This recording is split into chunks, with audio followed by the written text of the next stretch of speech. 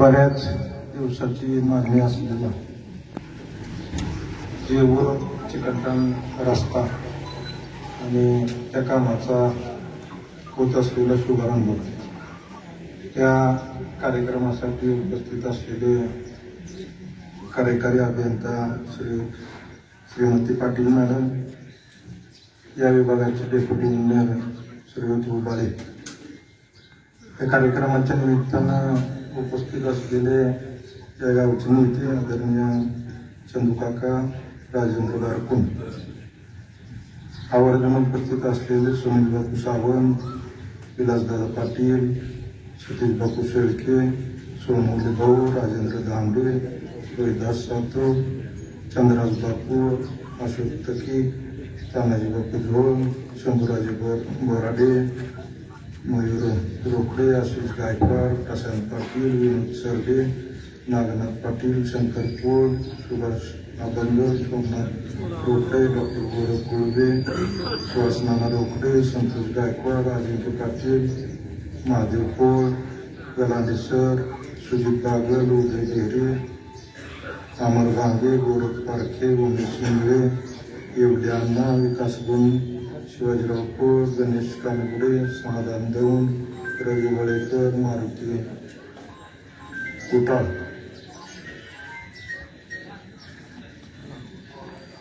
ताते पाटील, या निमित्तानं कोणाचं नाव यायचं राहिलं असेल तर आपले दिलगिरी व्यक्त करतो. व्यासपीठावरती उपस्थित असलेले आणि तालुक्यातून आलेले सगळे सहकारी मंडळी, चिकलठाणमध्ये उपस्थित असलेले वडीलधारी ग्रामस्थ, तरुण मित्र, पत्रकार बंधू, आज या कार्यक्रमाचं उद्घाटन होत असताना मलाही स्वतःला अतिशय आनंद वाटतो. करमाळा तालुक्याच्या राजकारणामध्ये आल्यानंतर मी 2014ला इलेक्शनच्या आधी 1 महिनाभर आलेलो. इथं आल्यानंतर जे विषय होते महत्वाचे, त्यामध्ये चिकलठाण सारख्या रस्त्याचा विषय होता. मी अध्यक्ष असतानाही मला वाटतं चिकलठाणला आलो त्यावेळेसही तुमच्या मागण्या त्या रस्त्याच्या बाबतीत चालूच होत्या. आणि मी 19ला आमदार झाल्यानंतर पहिल्या ज्यावेळेस आपण यात्रेच्या निमित्तानं आलो आणि त्यावेळेसच मी सांगितलं होतं की हा रस्ता कसल्याही हद्दीमध्ये आपण लवकरात लवकर पूर्ण करायचा प्रयत्न करू, आणि तो आज पूर्णत्वाला या ठिकाणी जाताना पाहायला मिळतो. आता असं काही समजायचं कारण नाही की ह्याच्यामध्ये टेक्नॉलॉजी असल्यामुळे जी मी म्हणलं 15-20 दिवसामध्ये, 15-20 दिवसात खऱ्यानंच रस्ता पूर्ण होणार. अजिबात काय कोणाची फसवणूक करायची नाही. मी तुम्हाला 14 बसला बघितलं असेल, सातत्यानं वेगवेगळ्या कामानिमित्त निवडणुकीच्या अनुषंगाने तुमच्या पुढे येतो. कधी चुकीचं कधी मी बोलत नाही किंवा कोणाला बोलथापा देऊन कोणाचं फसवणूक कधी करत नाही. मी 14ला आल्यानंतर या तालुक्यातले महत्वाचे प्रश्न होते, म्हणजे दायगाव सारखी उपसा सिंचन, पोकळी योजना, जातेगाव टेंभुर्णी रस्ता, डिकसळचा पूल, हा चिकलठाणचा 15-16 किलोमीटरचा रस्ता, तालुक्यामध्ये दवाखाना एखादा व्हावा अशा प्रकारची मागणी होती. खरं तर 14 ते 19 अतिशय स्थिर सरकार होतं. त्या सगळ्या गोष्टीचं कुठंतरी थोडा तरी त्याच्यामध्ये एक पायरी, मी म्हणत नाही लगेच त्या सगळ्या गोष्टी होत असताना शेवटी शासनाच्या प्रक्रियेमध्ये निधी घेणं असेल, मंजुऱ्या असतील, टेंडर असेल, ह्या सगळ्या प्रक्रियेमध्ये वेळ लागतोच. म्हणजे असं काही नाही की उद्या मुख्यमंत्र्यांनी मी जरी स्वतः कुटुंबाला प्रसंग आला किंवा मी जरी मुख्यमंत्री झालो तर लगेच एका झटक्यामध्ये ही कामं करू शकत नाही. शेवटी शासनाची जसा कायदा केलाय त्याच्याप्रमाणे प्रशासनाची काही प्रोसेस ठरलेली असते, त्यामुळे तेवढा वेळ तुम्हाला कालावधी हा घ्यावाच लागतो. पण मी आमदार झालो, दुर्दैवानं अशी पंचवार्षिक आतापर्यंत विधानसभेच्या इतिहासामध्ये कधी पाहायला मिळाली. तुम्ही बघितलं असेल एकतर सरकार 2-3 महिने स्थापन नव्हतं. असं सरकार स्थापन झालं, बजेटचं अधिवेशन सुरू झालं, अधिवेशन 5 दिवस चाललंय. आणि कोविड आला. त्याच्यानंतर तुम्ही बघितलं 2 वर्ष कोविडच्या परिस्थितीमध्ये सगळ्या जगामध्ये क्रिटिकल परिस्थिती झाली. आणि ह्या पंचवार्षिक मधले एखाद्या आमदाराला काम करायला दिवस किती मिळते तर 60 महिने साधारण मिळते. 5 वर्ष 12-60 महिने मिळते.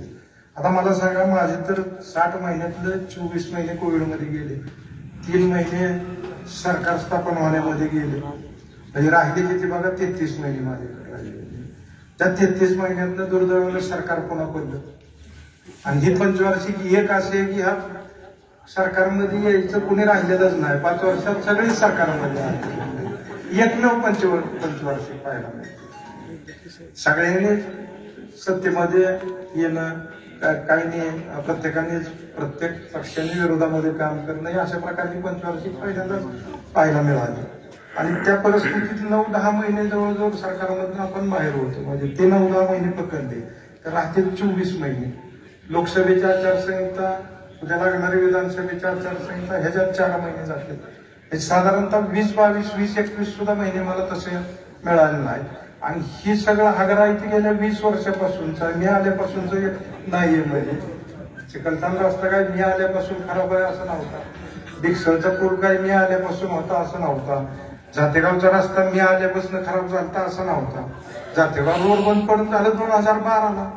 शासनाने तो रोड कॉन्ट्रॅक्टरकडनं काढून घ्यायला 2014ला रिपोर्ट तयार केलाय खालून ईसीने. त्याच्यावरती किती वर्ष गेली तुमची? उकडीच्या पाण्याच्या बाबतीत मी ऐकतोय, दहीगावच्या पाण्याच्या बाबतीत ऐकतोय. मग असे कोणीतरी सांगितलं, दादानीच सांगितलं, दहीगावची योजना, आमची सिनामाडा योजना एका बजेट मधल्या योजना आहे. सिनामाडा कधी चालू झाली? 2003ला. बोगदा कधी सुरू झाला? 2003ला. दहीगाव कधी झाली? 2017ला चालू झाली. आता 17ला चालू झाली तर ती बी पूर्णत्वाला नव्हती. राहिलेली कामं आता मी 116 कोटीचं ज्यावेळेस त्याला बजेट घेतलं त्यावेळेस राहिलेली सगळी पिढींची कामं आता निघली. मला सांगा, दहीगावमध्ये 116 कोटीचं केंद्र कधी झालंय का? कुठल्याच तालुक्यातल्या एखाद्या कामाला एका झटक्यामध्ये एवढं बजेट कधी मिळलं का? मला वाटत नाही की ह्या तालुक्यामध्ये तेवढ्या म्हणजे स्पीडनं कोणी कामं करायचा प्रयत्न केला असेल. मला स्वतःला आनंद ह्यासाठी आहे की हे सगळं हगरं मला म्हणजे साधारणतः 20-22 महिने मिळून सुद्धा मला कुठं ना कुठं त्याच्या 4 पावलं, मी म्हणत नाही लगेच की बाबा एकाच पंचवार्षिक मध्ये सगळ्या तालुक्याचे प्रश्न सुटले. ही विकासाची प्रक्रिया आहे सगळी. परंतु मागच्या कालावधीमध्ये कालखंडामध्ये किती पिरियड गेला ना, आता त्याच्या स्टेप्स काय झाल्या, म्हणजे शेवटी हे होत असताना काही एका दिवसात होणार नाही. पाण्यासारखे विषय एका दिवसात होत नाही. आता दहीगाव कुकडीसारखे विषय हे काय लगे संपणारे विषय नाहीयेत. पण लोकप्रतिनिधी म्हणून जे करायचंय तर त्याच्यात त्या इफेक्टिव्ह स्टेप जे असतील त्या व्यवस्थितपणे तुम्ही केल्या पाहिजेत. मी नुसतं मुख्यमंत्र्यांसंग फोटो काढला आणि मुख्यमंत्र्यांनी सांगितलं आता ह्या बजेटला करून देतो. मला माहित आहे ना, मुख्यमंत्र्यांनी लिहून दिलं तरी खाली काय काय आपदा होती ही जर माहित नसेल तर नुसतं गप्पा मारून म्हणजे मलाच जर का हो का तुम्ही माझ्यावरती विश्वास ठेवणार, लोक प्रतिनिधित्व मला करायला लावणार आणि मी जर ह्या पद्धतीनं तुमचा खेळ खंडोबा करायला लागलो की मुख्यमंत्र्यांनी मला गपचूप बसल्यावर सांगितलंय तुझं करून देतो, पटांगण होऊन जाईल ना लोकांना. शेवटी आता तुम्हालाही त्याच्यातल्या काही ना काही कळलं पाहिजे किंवा जरी मुख्यमंत्री म्हणलं तर मुख्यमंत्र्याचा पिरियड किती आहे, सरकारमध्ये काय परिस्थिती आहे, वर काय हालचाली चालू आहे, कुठं फुटाफुटी होती का, ह्याचाही सगळा संदर्भ पाहिजे ना. कोणीतरी एखाद्या सरनं कोणतरी हेडमास्टरनं कानात बसून राज्याचं राजकारण सांगून त्या लोकप्रतिनिधी करून सांगितलं काय थोडं तरी आता नवीन निघालं फॅड मामा, एखादं काम मंजूर झालं कामाच्या पत्रामुळे काम आता ह्याच्यामध्ये ती आता आपल्याकडं पहिलीच पद्धत आहे. नारळ घेऊन पळायची, मी पळवून का नारळ घेऊन, मला 10 वेळा लोकांनी म्हणा होतो आम्ही नारळाचा उद्घाटनाला सुद्धा मी येतो. तुम्ही बघितलं असं हा नाही ना, लोकांची फसवणूक आपल्याला करायची नाहीये. लोकांच्या ह्याच्यामध्ये लोकांना रिझल्ट मिळाल्यावर मी लोकप्रतिनिधी असल्यानंतर समजा मागच्या 10-15 वर्षातले विषय आहेत, माझ्या 5 वर्षात कुठंतरी त्यांना काम चालू झालेलं दिसेल, पूर्णत्वाला आलेलं. मला लोक कदगड मारते काय? कुणीतरी ज्याला माहित आहे राजकारण, शेवटी राजकारण करायचंय, सगळ्यांनाच करायचंय. आणि मी मागेही सांगत होतो तुम्हाला की राजकारण शेवटी विकासाच्या प्रक्रियेवरतीच राजकारण टिकतं. ना पुण्यावरती टिकतं, ना जातीपातीवरती टिकतं, ना गप्पावरती राजकारण टिकतं. राजकारण विकासाच्या कामावरतीच टिकत असतं. ह्याचा माझा गेल्या 30 वर्षातला अनुभव आहे. आणि त्याची प्रक्रिया थोडी वेळ जातो त्याच्यामध्ये, जे त्याला रिझल्ट मिळणं महत्वाचं आहे. आणि त्या दृष्टीने ह्या सगळ्या प्रक्रियेमध्ये मी काम करतोय. आणि 20 महिन्याच्या पिरियडमध्ये सुद्धा आपल्याला त्या मानाने अजितदादाच्या माध्यमातून हे जे महत्वाचे विषय होते, आज जातेगाव स्कीम सारखा रस्ता असेल, त्याला जवळजवळ नॅशनल हायवेला आपण गेल्यामुळे 1200-1300 कोटी रुपयाचं आज केंद्र त्याचं झालेलं आहे. ती पण काम आपल्या इलेक्शनच्या आधी चालू होते. जातेगाव स्कीममध्ये डिक्सन पुलाचं काम चालू झालं. हा रस्ता दुर्दैवाने काय झालं की कोविडमुळे आपल्याला एक वेळ बजेटमध्ये पैसे मिळणार. मी सातत्यानं सलग मार्चच्या बजेटमध्ये, जूनच्या बजेटमध्ये, डिसेंबरच्या बजेटमध्ये असं करून हा चिकलठाणचा रस्ता साधारण 15-16 कोटी रुपये जुळवत आणला ना आपण.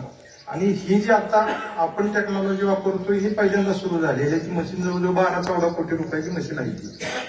आणि पहिल्यांदा सुरू झालेली आहे. माढा तालुक्यामध्ये एक काम केलं, त्या केमिकलमुळे तुम्ही काळ्या मातीत जरी ती केमिकल टाकलं तरी त्याचा दगड होतोय. पुन्हा तुम्हाला काढायचं म्हणलं तर ते दगड फोडून काढल्यासारखंच काढावं लागतं.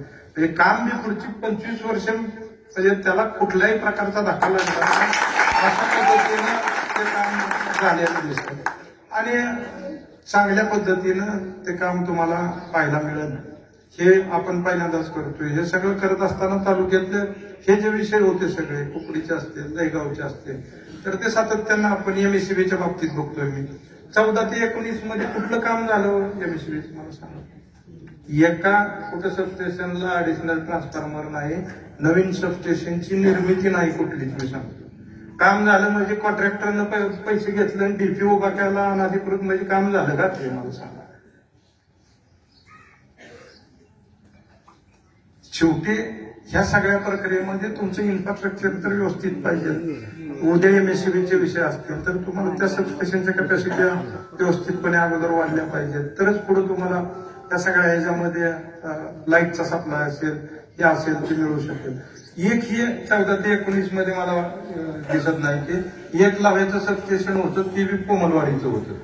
तुम्ही आमदार झाला, कोमलवाडीचं कॅन्सल केलं आणि लावायला घेऊन गेला. ती बी 5 वर्षात चालू झालं नव्हतं. इलाजदादाला विचारा, मी आमदार झाल्यावर त्याचं केबल रेल्वेच्या तिथनं क्रॉसिंग होतं, मी पहिले 3 महिन्यात ते परवानगी काढून नव्हती. तेव्हा लागायचं सबस्टेशन चालू झालं याचं विलासदादा. त्याच्यानंतर एकही नाही. मी झालो आमदार, मला कोविड सारख्या परिस्थितीत सुद्धा मी कात्रज ऍडिशनल केला, कुर्टे ऍडिशनल केला, पांडे ऍडिशनल केला. त्याच्यानंतर आवाटीचं एक नवीन सबस्टेशन केलं, रायगाव सबस्टेशन त्या ठिकाणी नवीन आपण करून घेतलं. आता त्याचं भूमिपूजन मी करतोय. भूमिपूजन झालं, रायगावचं काम सुरू झालंय. राजुरी गेली 20 वर्ष ऐकत होती. मला लोक सांगतात 20 वर्ष आम्ही आमदाराकडे हरपड घालतोय. राजुरीचं आपण सबस्टेशन मार्गी लावलं. पुढे आता आपल्याकडे कोमलवाडीचा विषय, वांगी 2चा आहे, RDSS मधनं आपण ते पाठवलेत, कुंभेजचा आहे. नवीन अजून पुढचे प्रस्ताव आपण त्या लाईन मध्ये आहोत. म्हणजे टप्प्याटप्प्यानं ती आपण भविष्य काळामध्ये पूर्ण करून घेणार आहोत. हे ह्यासाठी सगळं सांगतोय मी की बाबा जे काम करायचं ते विकासाचं करायचं, टिकाऊ करायचं. आणि त्या दृष्टीनं माझा आतापर्यंत प्रयत्न राहिलेला आहे. तालुक्यातले हे जे महत्वाचे विषय होते, मी म्हणणार नाही की कुकडीचा विषय लगेच 100% संपला, पण आपण पॉझिटिव्ह कडे 4 स्टेप तरी त्याच्यामध्ये पुढे जाऊ शकतो. आणि नक्कीच भविष्य काळात ह्या सगळ्या ह्याचा रिझल्ट आपण घेतल्याशिवाय राहणार नाही. आज दहीगाव योजना 9-10 महिन्यामध्ये पुढच्या डिसेंबर पर्यंत सगळी कामं पूर्ण होतील. लगेच आपण नियोजन सुरू केले की पुढच्या राहिलेल्या गावाला कसं पाणी देता येईल. पीडीएन मध्ये जे शिल्लक राहिलेलं पाणी त्याचेही लगेच सर्वेचे आपण आदेश घेतले, कुकडीचे सर्वेचे आदेश त्या ठिकाणी घेतले. हे सगळं प्रामाणिकपणे या ठिकाणी करायचा प्रयत्न केला. दवाखान्याच्या बाबतीत आपण कॉटेजला सुरुवातीला तिथं काहीच सुविधा नव्हत्या. आपण 100 कोटीचं हॉस्पिटल मंजूर करून घेतलं तिथं, त्याच्यात 20 ICU बेड करून घेतलेले आहेत, त्याचं काम पूर्ण झालेलं तुम्हाला पाहायला मिळेल. तिथं डॉक्टरची राहायला खोल्या नाहीत म्हणल्यावर चांगले डॉक्टर येणार नाहीत. त्या हिशोबाने आपण तिथं जवळजवळ 12 कोटी रुपयाचं त्यांच्या रेसिडेन्शियलच्या क्वार्टर सुद्धा त्याच्यामध्ये घेतल्या.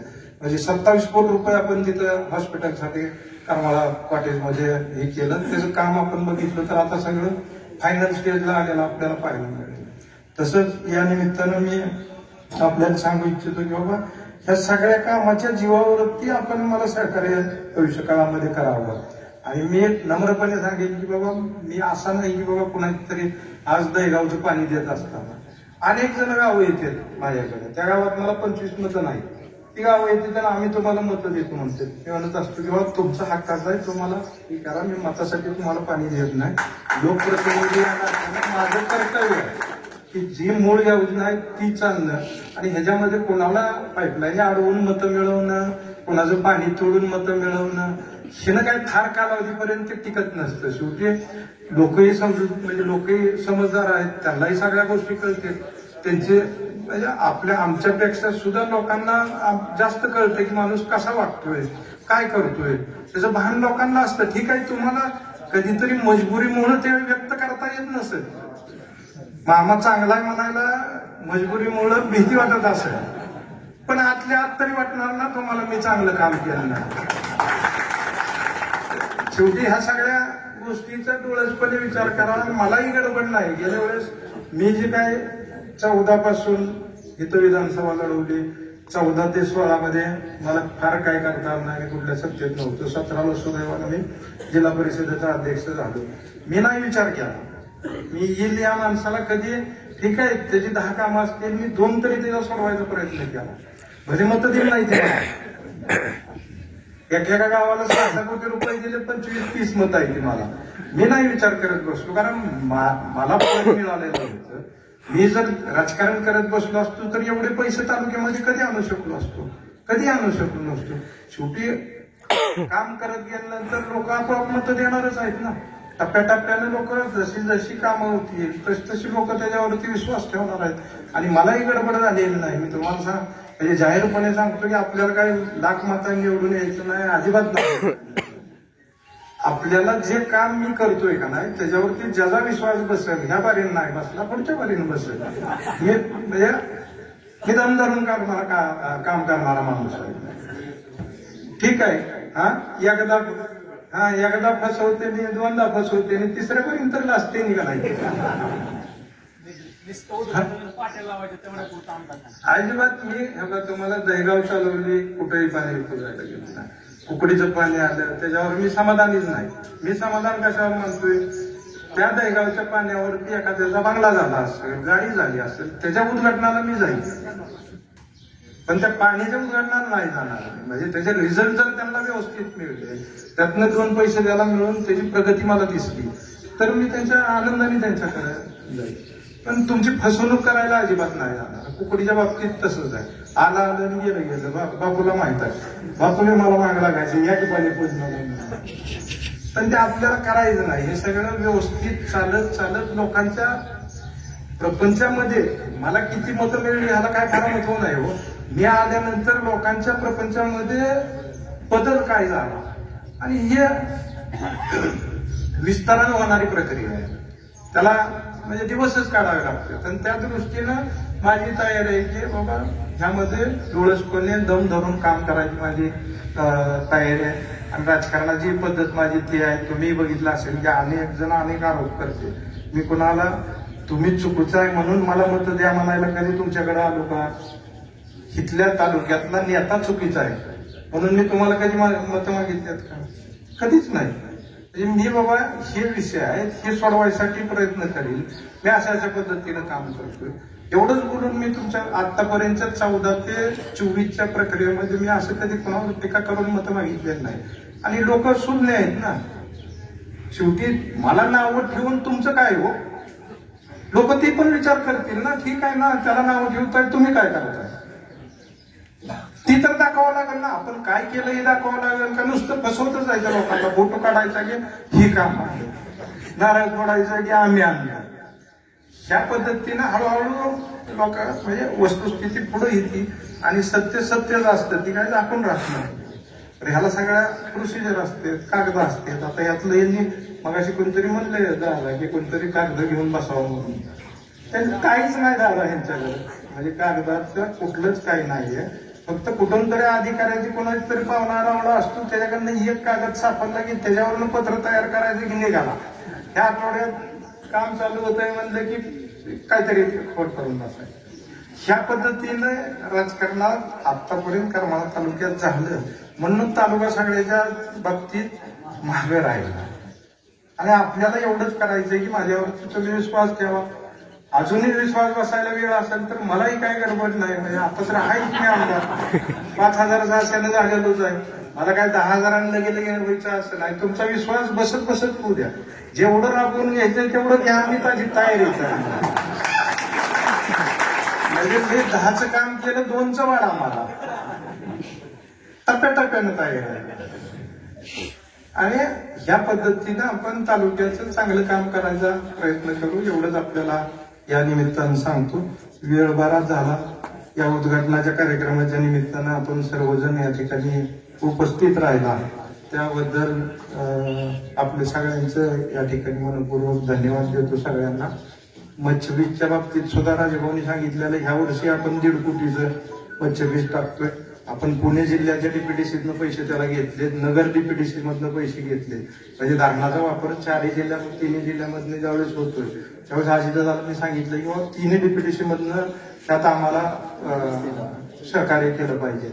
आणि त्या दृष्टीनं मध्यंतरी आपण गेल्या वर्षी 2 कोटीचं बीज टाकलं. ह्या वर्षी आपण जवळजवळ तिकडनं आपल्याकडनं 1.5 कोटीचं आणि परत पुणे डीपीडीसीतनं 2 कोटीचं आणि तिकडनं 1.5 कोटीचं नगर डीसीसीतनं असं करून आपण मच्छबीज त्या ठिकाणी टाकतो.